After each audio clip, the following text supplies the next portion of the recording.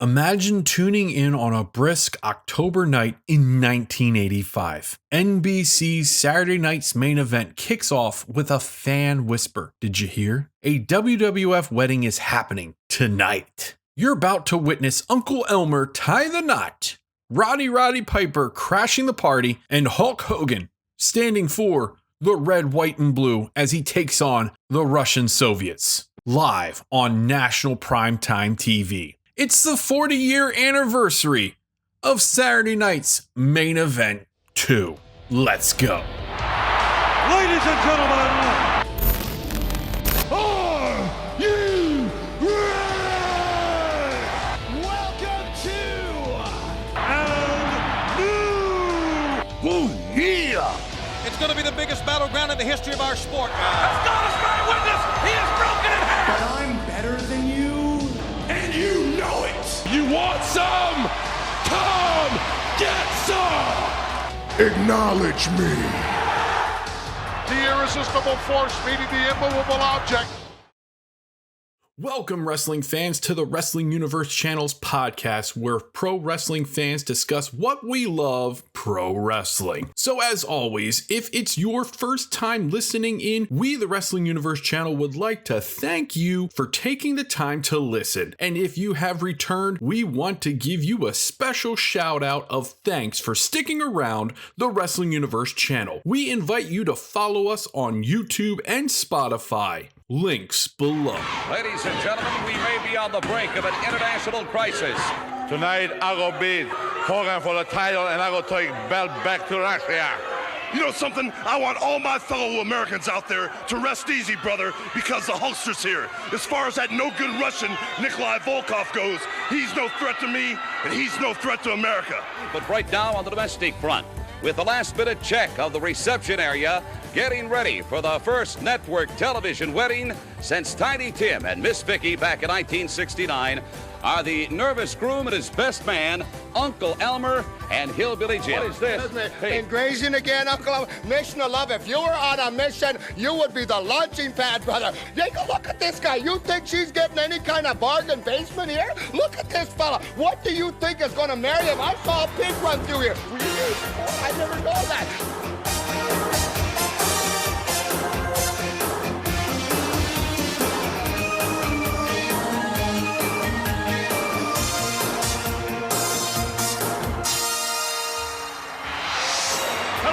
Vince McMahon welcome you to another Saturday night's main event. We're here in the shadow of New York City in the beautiful Meadowlands Arena. Welcome back to the Wrestling Universe Channel podcast, and tonight we're rewinding to October 3rd, 1985, celebrating the anniversary of Saturday night's main event 2, the World Wrestling Federation special taped on October 3rd, 1985 in the Meadowlands in East Rutherford, New Jersey, which aired 2 nights later on NBC. In this electrifying evening, Hulk Hogan would defend his World Wrestling Federation Championship, Uncle Elmer would tie the knot in a wrestling-style wedding, and a tag team main event would bring legends into one ring. By mid-1985, WWF Saturday night's main event had forged itself as a headline-grabbing primetime television showcase, bringing top-tier wrestling into living rooms across America. The inaugural event in May pulled an astounding 8.8 rating, giving WWF serious mainstream traction. Now, nearly 5 months later, Saturday night's main event 2 was poised to strike again. The company was riding Hulkamania high. The cable wars were intensifying, and the World Wrestling Federation was blending rock and wrestling pop culture with primetime TV. This show was more than just matches, it was storytelling dripping with spectacle. The rumors and backstage buzz around this time, Dan Spivey, who joined the World Wrestling Federation in the fall of 1985, was teamed with Mike Rotundo as the new version of the US Express, debuting in November. Barry Windham quit the World Wrestling Federation in August of 1985, shortly after losing the tag team titles to the Dream Team, consisting of Greg the Hammer Valentine and Brutus Beefcake. The possible reasons?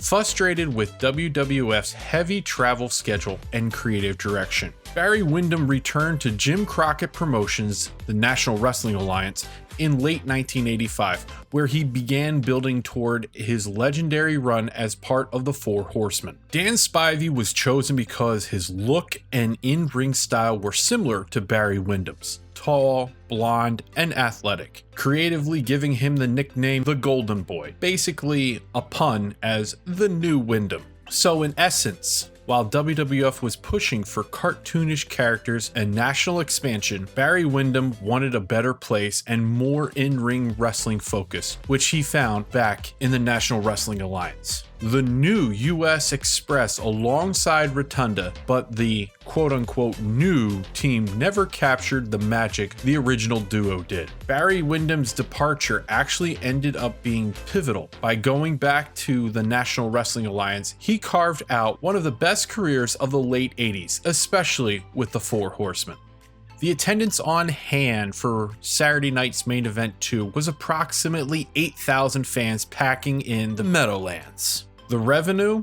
That specific figure isn't publicly recorded, and details on tickets given away aren't documented in available sources. However, given typical World Wrestling Federation drawing power and arena size, the gate was likely modest, perhaps in the low six figures, with some complimentary tickets. And notable celebrities actually attended this event, with the likes of Arnold Schwarzenegger and of course the NBC executive at the time, Brandon Turnikoff, which added for buzz and network approval. But the TV rating? Saturday night's main event 2 drew a solid 8.3 rating when it aired on NBC. An 8.3 rating on NBC, that's massive, especially for pro wrestling at that time. It reaffirmed World Wrestling Federation's appeal as a mainstream entertainment force. Now let's break down the action, match by match, with a look at the atmosphere, in-ring flow, and fan reaction. Just a heads up, Dave Meltzer's actual star rating wasn't publicly documented, but we are going to do our best to assist in that area. Saturday night's main event started off huge. The main event, as always, was not just the driving force for the show, but it actually kicked off the show. Hulk Hogan defended his World Wrestling Federation Championship in a patriotic flag match against the Russian heel Nikolai Volkov, who was managed by classy Freddie Blassie. The bout follows the classic Hulk Hogan formula of that era. The heel starts out early, but then Hogan mounts a dramatic comeback. Hogan lands his signature leg drop to seal the victory, and afterwards, Hogan looks like he's getting ready to rip up the Soviet flag, but instead polishes his boots, and then grabs Old Glory and waves it to cap it off. This is a deliberate, crowd-rousing performance built for TV heroes, delivering exactly what fans expected. The thoughts of this match? A well-executed main event that played perfectly to the era patriotic vibe. The match actually only lasted 5 minutes and 17 seconds. It was a solid, crowd-pleasing, fair, and clean payoff. The second match was Uncle Elmer versus Johnny Valiant. This match is a one-and-done squash. There was more hillbilly dancing going on the ring than actual wrestling. As soon as the bell sounds, Uncle Elmer slams the former tag team champion Jerry Valiant for the pin.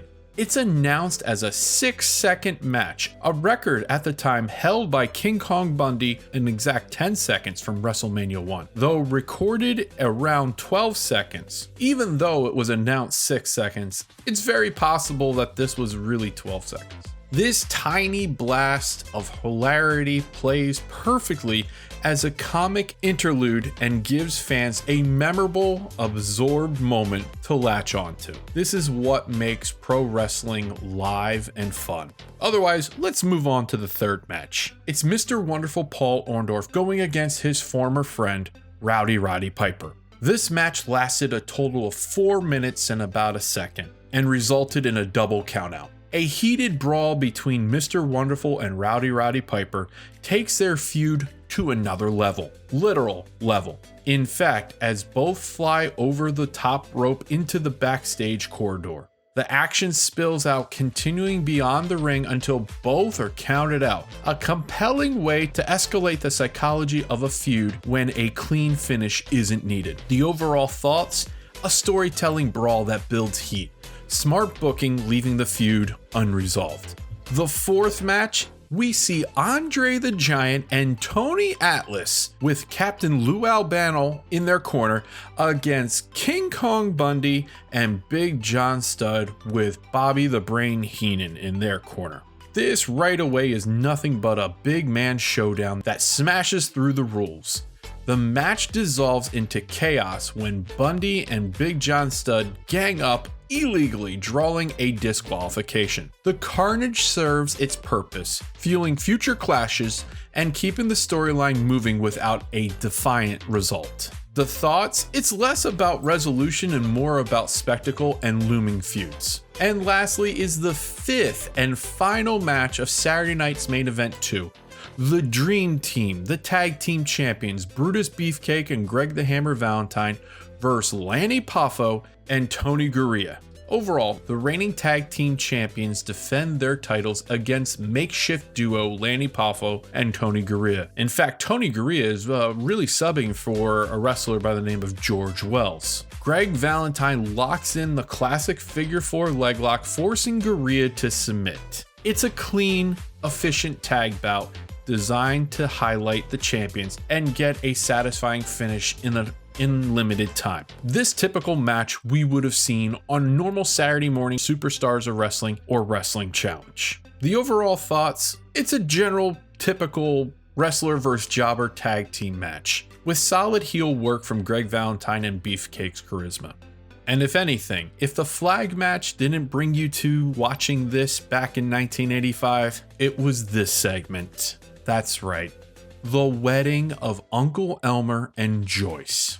To give you a little bit of a storyline and build up, the WWF was in full rock and wrestling mode, blending entertainment spectacle with pro wrestling. Hillbilly Jim introduced his cousin Elmer as a lovable, larger-than-life character. For primetime TV, Vince McMahon and NBC leaned into soap opera theatrics by staging Elmer's real wedding live in the ring. It was billed as a wholesome, comedic, and family-friendly, a way to hook casual viewers, to say the least. The ring was decorated like a country church, with Joyce, Elmer's bride, walking down the aisle in a full wedding dress.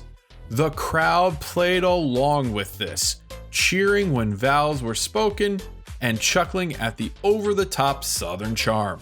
Of course, not everyone was happy. Since the beginning of the introduction of this show, Jesse the Body Ventura laid his 2 cents into this to pipe in a little bit of drama, and of course, Rowdy Roddy Piper famously interrupted on commentary, trashing the wedding, mocking Elmer, and shouting, "It stinks," cementing himself as, of course, we all know, one of WWF's most hated heels. The ceremony concluded without physical interference, which is also rare for pro wrestling weddings, though Piper's insults hung in the air, sparking future feuds with the Hillbillies. The crowd reaction, the live audience was split. Many enjoyed the spectacle, clapping along with the vows, while others booed Piper's trash talk. On TV, it gave the episode massive mainstream attention. Viewers who might not tune in for Hulk Hogan still tuned in to see a wedding on NBC Pro Wrestling. The legacy here for Saturday Night's Main Event 2, often remembered as one of the strangest but most iconic WWF moments of the 80s. This show sparked the running trope of in-ring wrestling weddings, which later almost always ended in chaos. This show cemented Uncle Elmer and the hillbilly gimmick as a pure comedy side attraction. And of course, Rowdy Roddy Piper's unscripted interruptions are still replayed as vintage heel gold. Now let's jump into the fantasy rebooking what-if scenarios that we know we love to do in pro wrestling. What if Hulk Hogan actually faced Big John Studd or King Kong Bundy one-on-one instead of a flag match with Nikolai Volkov. Would elevating those feuds shift the heat heading to WrestleMania? Question. Good possibility. And in fact, if we're sticking on the flag match itself, what if you imagine a more competitive opener? Say Hulk Hogan versus Volkov got an extended battle or a twist finish to set up a future angle. And lastly, what if the wedding had gone haywire with an ambush mid-vows by both Roddy Piper and, in my opinion, Jesse the Body Ventura? But these are our opinions. What do you guys suggest? Agree or disagree? Leave your comments below. Overall, the best memorable moments of Saturday Night's Main Event 2, of course, is the Uncle Elmer wedding. It was bizarre, but it was also an unforgettable blend of pro wrestling and cheesy sitcom energy. And of course, nothing can beat the fact with Saturday Night's Main Event, you got the main event first. Hulk Hogan's opening title defense, setting the tone and reinforcing his dominance in pro wrestling. We go from the best memorable moments to the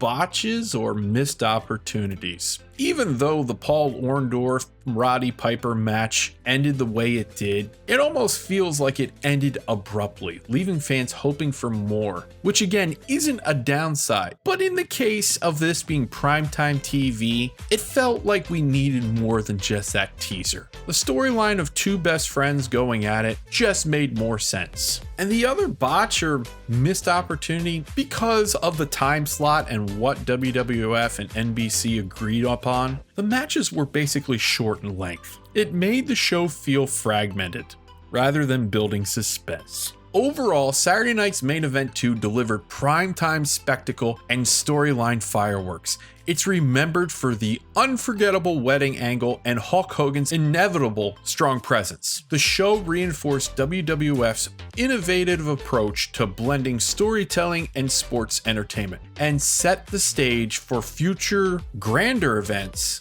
like WrestleMania 2. But overall, one thing listeners will always remember, yes, that hillbilly style wedding. Uncle Elmer riding into the ring to I Do in front of tens of thousands, televised nationwide. Pure 1985 WWF magic. As always, we appreciate and thank you all for taking the time to be a part of our episode here on the Wrestling Universe channel. Please let us know how we did, or if you have anything you would like to contribute to this episode, we would love to hear your feedback. And you know the drill. Follow us on all of our social platforms, Instagram, YouTube, and Spotify, and we look forward to the next episode. So long, wrestling fans.